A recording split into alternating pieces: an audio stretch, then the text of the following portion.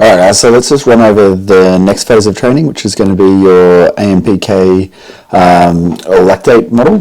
So we're going to run this for like 3 weeks. So really what AMPK is like advanced protein kinase, but that just means like the stimulus is really there to drive insulin sensitivity and fat oxidation. So you should notice some body composition changes over the next 3 weeks if you get the sets right. So the workouts, you'll see a Durenda sets, 8 sets of 8, 30 seconds of rest. So you're really pushing the gas pedal down and then you're backing off for 30 seconds and then pushing the gas pedal down for 8 sets.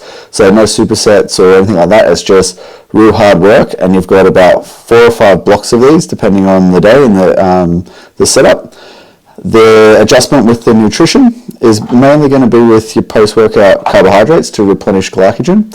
So, and even pre-workout. So your pre-workouts, we're just going to make sure we have some glucose in the blood so we can help the liver do its job when it's taking that lactic acid that we're making and then recycling it. So pre-workout, you're looking at sort of your 10, 20, max 30 grams if you're a big guy of carbohydrates, and you're going to take that in 60 minutes before the workout. And it's going to be protein and low fat. So fat's going to slow the absorption of the carbs down. So it's going to be protein and starchy carbs. So something that the muscles can use that can store as glycogen quite quickly. So avoid fructose there. So your fruits and your fructose, they've got to go to the liver to be converted first to glucose. So use starchy carbs pre-workout. Or berries. Berries are quite good because they're low in fructose. And then your post-workout carbs, guys, you're going to be like, if you're still really trying to drop a lot of body fat, we use a conservative approach. So your post-workout carbs are going to be 1 gram to 1.5 grams of your body weight post-workout. So, and that's if you're really trying to emphasize fat loss. You could then go have your protein shake, have your protein shake, some glutamine.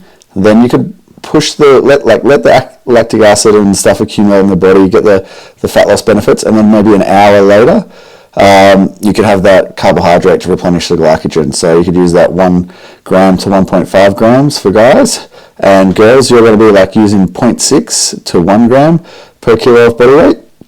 And you just have that about an hour to an hour and a half after the workout, if you want. Then, if you're really concerned about your body composition and you're really focused and you really want to drop it quicker, you can switch the carbs out for, say, extra glutamine and electrolytes and greens, but don't put them in post-workout, put them in an hour later. So have your post-workout shake. You get your post-workout shake and glutamine, but the greens and electrolytes, let's bank them back to an hour after the workout.